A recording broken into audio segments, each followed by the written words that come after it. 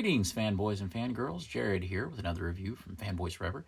And today we're going to be having a look at a very surprising release. As a matter of fact, when we last reviewed one of the Supreme Knight Batman figures, it was the PX version, and I was fairly certain that that was the last that we would see. But I always knew that there was a possibility that Mezco had a fourth version of the Supreme Knight up their sleeve, and sure enough, here we are. We have the Darkest Dawn edition. Now, this is another MDX exclusive, just like the Shadow edition was back there in all black. Only this time, we've gone for a decidedly more comics accurate look, or at least accurate to some of those early comics, but this also has some of their own spin in with it. Before we talk about the actual figure itself, we'll just look at the box so quickly. This is the way it looks. It's just very traditional. It's one of these smaller style boxes. It's not like the huge PX 10s that you get. You can see that we have a Mezco exclusive sticker up there. It says 112 Collective. You get it. And then on the back, we have an inaccurate product shot. And this is just the PX product shot that we got of the prototype, which isn't even what the actual PX Batman looked like. So it's very funny that they chose this shot. So this is Mezco's fourth versioning of the Supreme Knight Batman. Of course, Supreme Knight Batman is kind of their take on the Dark Knight Returns era of Batman. But make no mistake, this is not meant to be actual comic accurate. They already did that at the very beginning of the 112 Collective line. You can see in the background that I have a ton of the other Batmen that Mezco has done in the past. And I have to say, for their trilogy of Batman figures, they have done really an incredible amount of variations of each of the different versions that we get. Of course, back here, this is where we have the Supreme Knights. This figure follows in that style with that style of sculpting. But in some ways, this may be the very most different of all the ones that we've gotten so far, with some really exciting differences and make this one incredibly unique for it to be the fourth version of the same basic figure. I've reviewed most of the figures that you see behind you on my channel, and of course subscribe for many, many more Mezco reviews. Without further ado, let's get right into it. This figure has such a myriad of options when it comes to customization. We talked about this a lot in the Shadow Edition review, in that there is just so many opportunities for variation, and this is no exception. It was hard for me to figure out exactly what combination of parts I was going to use at the very beginning of this review, just to kick things off. But I've always had a soft spot for Batman's weird smiling head in the Supreme Knight releases. And I also really love the oval bat logo. So the current configuration that you're seeing is sort of working for me as kind of a sequel to the old PX Sovereign Knight Batman. Moving on through the figure, we can just have a quick look at all of the extraordinary amount of detail that you get. Of course, with the head sculpt, this is territory we've seen covered before, but never in this particular color variation that we see here from Mezco. You can see that it's blue, but it's a very deep blue. It's not at all like the metallic-y blue back there that we got with the PX version. We have a different shade of blue for the kind of head armor pieces right there, which I think works really well. On the back, you can see that continues with some of the pieces on the neck portion of the cowl, and I think that looks really nice. You can see that the chest armor is certainly something that we have not seen before with any of these releases. Of course, with the Shadow Edition, they had kind of repurposed the old armor pattern that was on the Sovereign Knight. But here, this is truly its own unique thing. You can see that there's all of this kind of raised detail, and what I like is you have the basic bodysuit on, but this is kind of almost a tampograph rubbery kind of acrylic piece baked onto it. And when I first saw pictures of this, I thought, okay, well, it kind of looks a little silly, or it kind of looks like just maybe it's like a drawing of armor, but it's not, you know, as 3D as it should be. But honestly, I mean, look at this. The best way I can show you this is for it to catch the light. That is very raised up off of the actual fabric of the costume.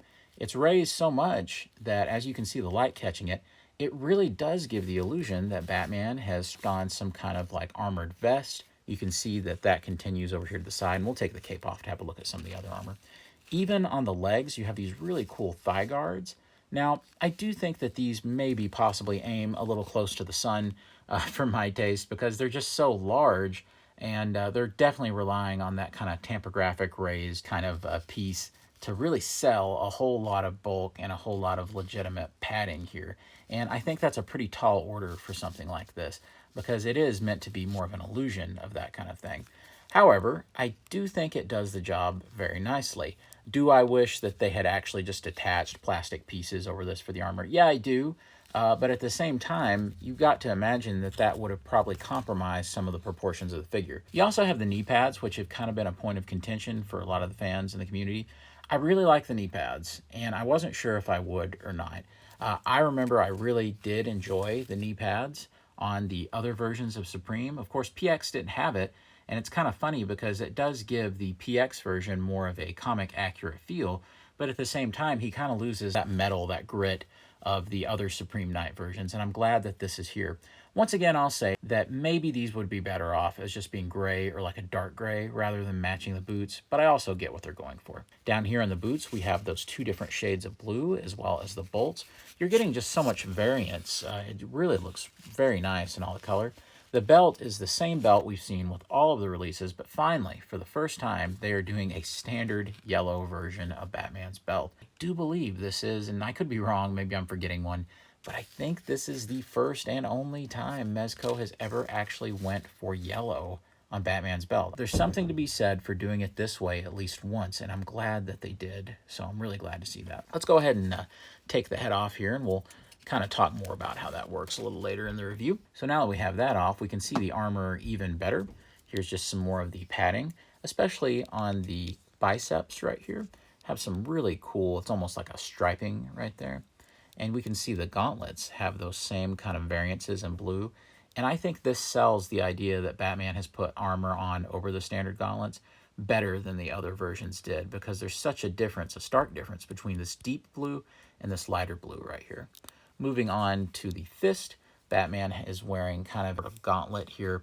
You can see that he's wearing kind of a brass knuckle, silver knuckles. And I love how they have actually taken the scallops, and you can see that they're not just straight silver, that they actually have a lining of silver going on the blue. Moving on over here, you can see that once again, just like with the hips, there's a strap that actually holds the armor piece on. And then of course up here, we have these huge shoulder pads. So I think that's terrific.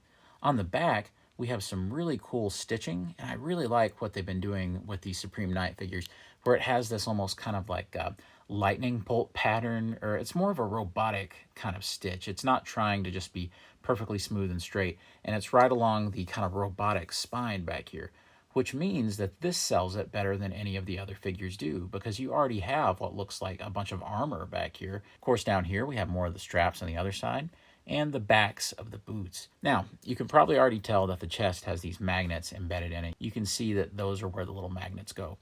Now, we know that people were very excited to get that on the Shadow Edition, but after my review, and I should have addressed it more when I was doing the review, more people started to notice that there was damage happening with their figure, that it was kind of being embedded in there. And I knew that that was possible, but I didn't think it would be like more of a widespread problem. But it actually ended up being a fairly substantial thing. The community really kind of put their heads together, and we all sort of tried to figure out what we could do to kind of dissipate this effect. And what I ended up doing, it's not perfect because you still have marks in there, but it kind of gets rid of the chance of some of the worst marks. I put like painter's tape over the magnets, and that kind of lifts it up a little bit and cushions it. And what you're left with is, yes, you still get, you know, kind of some indentions, you see that, but you don't get the really bad ones where it goes in like straight lines and all that and kind of spikes into the chest. So I feel like that mostly solves the problem. It's a shame that they couldn't come up with a perfect system, but when you're dealing with soft good clothing, especially lined with vinyl, I don't think that there's many good options. And I'll just go ahead and tell you right now that I tested this out a minute ago, and yeah, it's going to leave the same marks here. It really is. So you'd better be careful. I do suggest taking just a little bit of painter's tape, putting it back there, some kind of padding. But I really do love the magnetic feature. And I'm going to go ahead and change it over to the original Supreme Knight logo. Now, I love this because it is more of a Dark Knight Returns kind of vibe to it. The one thing that I will say is it's very large, and it covers up a whole lot of the armor, which could be good if you're not a big fan of kind of this Mezco accoutrement that some people like and some people don't. So that might be something you want. But for me, I don't really want to cover it up necessarily. Speaking of customization options, he does come with a standard cape. Now, one trick that I've not been mentioning in a lot of my videos, and I should have been, is something that I've learned since, is that you really need to take this and set it in very hot water. And you can see me doing that right here, that you just microwave, which for me is a lot easier than getting out a kettle and boiling it on the stovetop and all that. But either method works fine. And it kind of boils out the wrinkles that are all in the cape just naturally. So doing that has been a really, really good experience for me, and it really improves the standard like drape cape. So this is a really solid look for the figure. Of course, there's many other customization options. We'll go ahead and switch it to one of the short-eared heads, and that is the one with the mouth closed, which is just the standard Supreme Knight head. It's much more of a Frank Miller style of head with the short ears, and I think it looks absolutely terrific, especially with the Frank Miller original logo. Let's talk about articulation a little bit. We're just going to do this very quickly. But remember, it's on a ball joint. He can look up that much.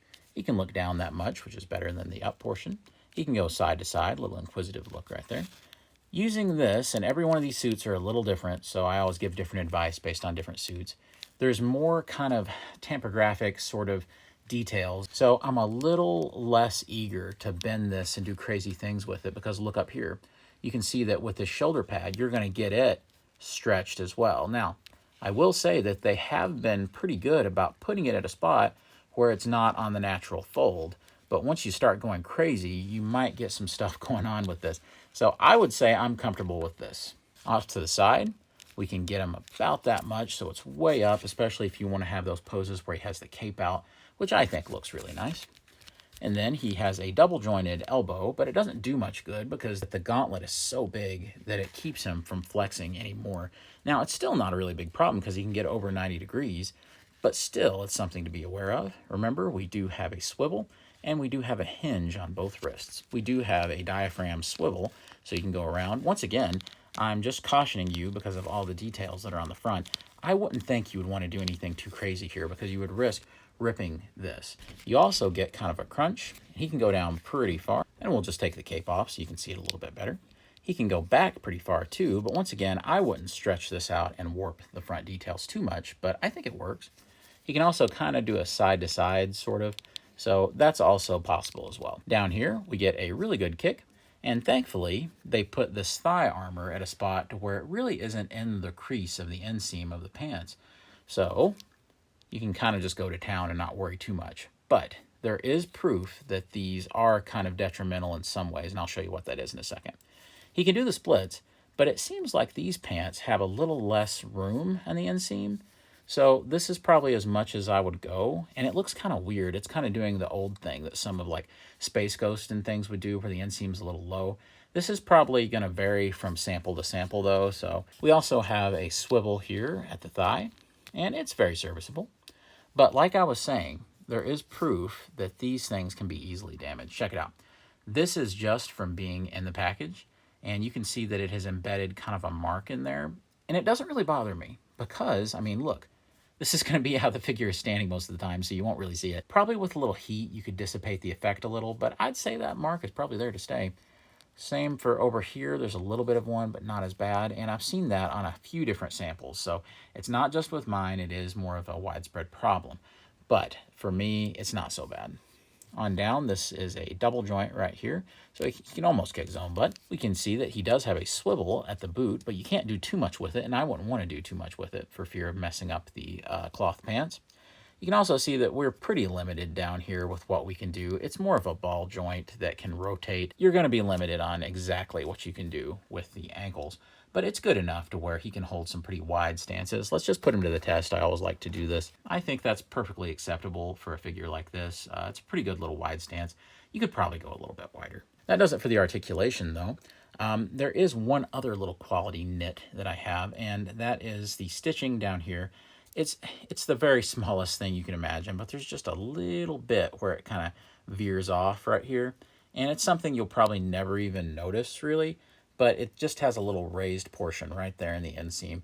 And that's the thing. None of these Mezco figures are going to be perfect. As a matter of fact, I could point something out on every one of these figures and tell you, hey, this part isn't quite right, or there's a little bit of an imperfection here. I am trying to get more comfortable with that and not freak out as much about that kind of stuff, because after all, these are cloth costumes. Before we switch out to the other cape, I will switch out the heads, so let's go ahead and let's pop that one out, and let's put the neutral long-geared head on there.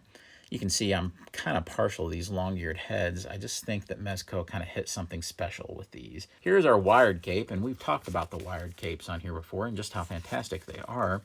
So all you got to do is loop it over, and you can see that it's very important to actually bare that magnet out at the top. If you don't leave it bare and you get some of the cloth stuck in here, then the neck part is not going to fix correctly.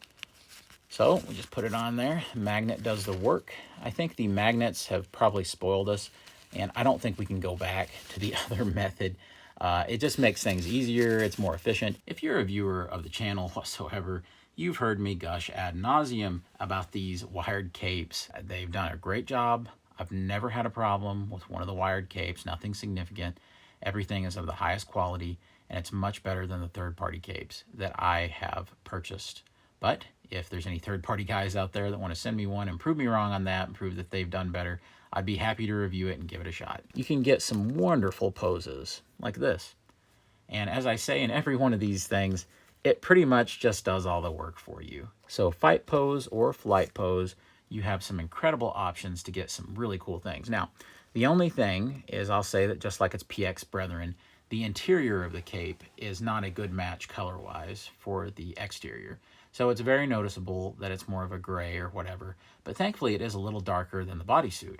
So that means that it looks pretty natural and it's not jumping out at you. Now, if it was like a super light gray or something like that, I don't think it would be as natural. And the dynamism of this cape is just incredible when you look at all you can do. So this to me is one of the sellers of the Supreme Knight series, and it would be very hard to look back at the others and kind of imagine a time when we just didn't get anything like this. And we switched out the logo to where we're kind of going with the Mezco exclusive version of the logo.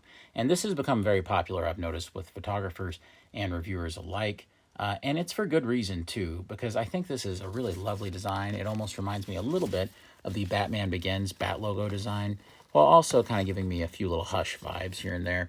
And honestly, in this configuration, if you switch out the head, it's some serious Hush vibes, I think. And I really think that that's what the figure reminds me of more than anything, that kind of modern Batman vibe. It almost does look like Batman's flight suit that he has in Hush. And if you remember, there was a DC Direct figure of that suit, so it's just kind of a nostalgic thing for me. So it's time to look at some of the accessories for the figure. Of course, we've kind of been looking at the accessories throughout the entire review in one way or another. I could spend all day telling you about all the different hands that Batman includes, but I feel like that would be fairly redundant. Instead, we'll just go ahead and have a look at the box here, and you can see that Batman comes with a huge assortment of different hands, and those are just kind of appropriate for holding any of the different gadgets that we're going to look at. With that out of the way, it should be noted that Mezco has gone to great pains to once again give us kind of a new color form for all of Batman's utensils. And this time we've got a gold with blue highlights. You can see that it's a little worn and has a few little splotches of damage and things. And this is the large size Batarang, and I think it looks really great. Love the colors, love how there's damage on the back. Batman does come with a grapnel launcher, and I think this is my favorite colors that we've seen on this thing. Love the gold and blue, and I think it looks terrific together. He comes with a variety of actual grapnels that you can put in here, and it looks fantastic. He does have an open grapnel that you can put in, and that works really well. And you do get this, which is the grapnel with a rope attached, so if you want to do anything like that, but honestly, I pretty much never unravel these things because I don't want them to get messed up. As with all the other releases, this is easily storable in the back of the belt. As in the other reviews, you've seen that Batman comes with the Karam Bat, so it can kind of fold in on itself, and it is really, really cool. I think a lot of neat engineering went into this thing, but at the same time, I'm always afraid to do too much with this because it seems a little flimsy. I don't mean that in a bad way because, you know, these kinds of pieces are so small. I'm not sure they could necessarily do too much better, but that's how it looks when it folds up like that. Batman does come with my favorite style of Batarang that these have been including, and it's very much a Batman 89 kind of style of Batarang, but I really love the blue in there, and of course I've made the joke that it kind of looks like the Batman versus Superman logo in here where the Superman-esque shield would be inside. You can see that he has a bundle of the kind of boomerang style Batarangs, and then more of the chunky Dark Knight Returns style of Batarangs. And just in case you lose those, well, by golly, Mezco has you covered. and give them away as party favors. The Batman Equalizer cannon. It kind of looks like Batman could easily take someone's life with this thing, so it really confuses me. I guess he's got it for Killer Croc or the Mutant Leader or something like that. It is funny how this part is open, and it looks like you could put an effect in there really easily, but it doesn't come with anything, so that's unfortunate. Batman is, of course, standing on one of his accessories. It is his display stand. So you can see that they have the Mezco exclusive version of the Bat logo, and it looks really nice. Kind of reminds me more of the original Ascending Knight stand, actually. He also comes with this posable arm right here for your flight stand. This is apparently a reversioning of a Gomez accessory, but it's like a plume of smoke. And of course, this was done previously for the Shadow Edition. Now, the Shadow Edition had just much more of a traditional kind of plume of smoke. However, I really like the paintwork on this much better. It's probably obvious to you why. It's not shiny like this was, and it makes this thing kind of look like plastic at the top. Down at the bottom, it's not as bad, but up here, they really didn't do much. And of course, you could hit that with a dull coat of spray paint, and it would be fine. But over here, they actually put in more of the shading and more of the work, and it's more varied, and there's just more going on paint-wise. And I think it looks more like a real smoke plume. And it's kind of funny because these are just hollow, and they're made out of like packaging plastic. You can kind of put these guys together though, and even though they're not a perfect match because they'd have to be mirrored in order to do that, you could, I suppose, attach them together and get something, but it would be kind of an abomination. Still, it's kind of neat. If you do want to store these, they do fit into each other though, so that's kind of cool, and it may be what I do when I'm kind of low on a display space. There's, of course, one final accessory for this Batman, and that is the Bruce Wayne head. I saved it till last because we've seen it many times before, but it's worth seeing on a brand new costume and new color scheme here, and you can see that it looks just as good as it ever did. Of course, this is a very cool rendition of that Dark Knight Returns style of Bruce Wayne that we're all used to seeing from Mezco. At this point, everybody must have like a drawer full of these Bruce Wayne heads, right? Once I take this logo off, you can already see where we've got some lines going in there. Now, this will dissipate after a few minutes because I've not had it on for very long. But at the same time, I think it's something you'll want to be aware of. You don't want to leave any kind of serious indentions. The chest is mostly covered up by the logos anyway. But it's definitely something you should be aware of. And it's something I wish I was more aware of when I was reviewing that original Shadow Edition. It's probably a safe bet that this is the safest version of the Bat logo that you can put on, just because there's no sharp edges back here, and it's already contoured kind of to the chest. So I'm just going to stick that on. It also happens that it's probably my preferred logo, honestly. And let's look at this oval Bat logo with one of these short ear Miller heads. I kind of like this. I don't know, it's just so Frank Miller-y, if that is a term, and I think it looks really great. So without their appropriate belts, it is a little funny. This especially looks a little funny without a silver belt to go with the silver logo. But this actually looks pretty decent with that belt. Well, I have to admit, that's pretty slick. I would love to see a movie costume with these kinds of colors. Man, I actually think that looks pretty cool. All right, that actually looks kind of interesting. Of course, I think that the biggest problem would be switching around these knee pads and trying to make them look right. But I can definitely see the beginnings of something kind of cool looking over here. This looks pretty neat. It's actually a pretty cohesive design this way. So I actually think that looks nice. Here we are on the 4th version of the Mezco Supreme Knight Batman, and I'm still excited by it. I definitely think that there's some aspects of it that, of course, we've kind of grown accustomed to, and there's a little less hype around. Things like the magnetized head and even the magnetized logos have kind of lost some of their luster, I suppose. But really, there's a lot to love here.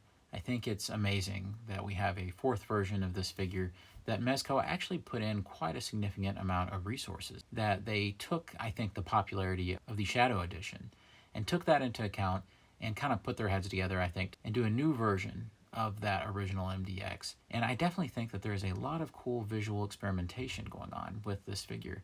I think the armor is really cool, and I'm always happy to see Batman armor up. There's only maybe a couple of different things that I think they could have given us, but they didn't. And one of those things was perhaps giving us, or finding some kind of way to get a couple of these short-eared heads that was in the package that would have had a blue that would have matched the original PX version back here. And it's kind of a shame because, like I said in that review, I kind of bemoaned the idea that there really isn't a way to kind of satiate that demand for the short-eared head with that figure because it is just the long-eared version. It's unfortunate because the blue is just different enough to where it doesn't work. And so you're so close to being able to kind of fulfill that other look for that Batman and have all of your options in tow, but it just falls short. So I know that that's pertaining to a whole nother figure, but I do think that that was an opportunity that, you know, they probably missed out on. So this leads to probably the biggest question for a lot of people, especially folks who maybe don't own any of the versions of the Supreme Knight. Which is the very finest version? That has become an increasingly complicated question, and it's one that doesn't really have any kind of easy answers anymore. So looking at the assortment of Mezco Batmans that we've gotten in the Supreme Knight line, you've got the Shadow version, you have the original version, and you have the PX release. I do think there's a decent chance that we are looking at the final iteration of the Supreme Knight, so this is as good a time as any to talk about which one might be your best bet. There's good things and bad things about each of them. The standard version, I think visually, I don't know if you can beat it because it is just so much like that original Dark Knight Returns design while taking just enough liberties, and I think it looks just great. For accessories, and I think just the sheer amount of stuff you get and just all the different versions that you can do and the logos and the magnetism, I think that it's the two MDXs right here with the Shadow Edition and, of course, the Darkest Dawn Edition that we're reviewing today. I think those are your best value. However, that gets turned on its head when you look at those also being the most valuable at this point because they were MDX releases and they were limited in number. Between them, I don't know. I mean, I think this is a more classic Batman design, which would definitely make some fans happier there, whereas I think the Shadow Edition here might be just a little more visually pleasing because it takes some big risks. And then back here, we have the latest contender, which was the PX version, and I think that color-wise, it's probably my favorite. Just looking at the colors, they're so strong with the metallic blues, and I really love the gold on the logo and the belt. And I think that that's its true strength, but it does seem like there's a little bit more quality problems with this guy that I see. The belt kind of leaves some big imprints in the chest armor. It seems like everything's derived from that ab piece having different issues. And also the paint flecking on the front of this symbol. So definitely some production things are a little iffy about him. But I think visually, and he doesn't have the knee pads, the only one that doesn't. So I think that there's definitely some visual things about him that are a little more classical Batman to me. So what am I trying to tell you?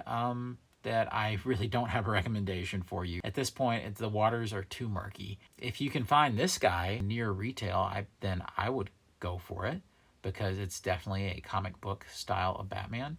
I think at this point, the Shadow Edition is a little more out of people's range, but I think it's a really cool figure, but it's a little more niche. You got to be more into the black variations of Batman that they've came out with. But like I said, I guess if I had to come back to one, you've got that original right here. It's still fairly easy to get, pretty affordable. I think the design, it's really hard to go wrong with it. It's just a lack of customization. But if you want something that's more of a Dark Knight Returns facsimile, you can't go wrong with this one. I think the Supreme Knight is fantastic. I definitely think it's the best set of iterations that Mezco has done, and they've done some epic sets. Darkest Dawn is a great figure. It's slightly more polarizing than the others because of the chest armor, but I really like what they did, and I think it's the kind of figure that will increase in popularity over time and more than likely value as well. Well guys, that'll do it for me. I suppose the next review you'll see from me is the 1978 Chris Reeves Superman review from Mezco, more than likely at the beginning of next week. So of course make sure that you're subscribed to the channel so you don't miss out on it and all the other great Mezco reviews that we have coming down the pipe. Guys, thank you so much for watching today, and as always, you guys be careful out there, be safe, God bless you and yours, and I'll see you on Fanboys Forever. Take care, Fanboy out.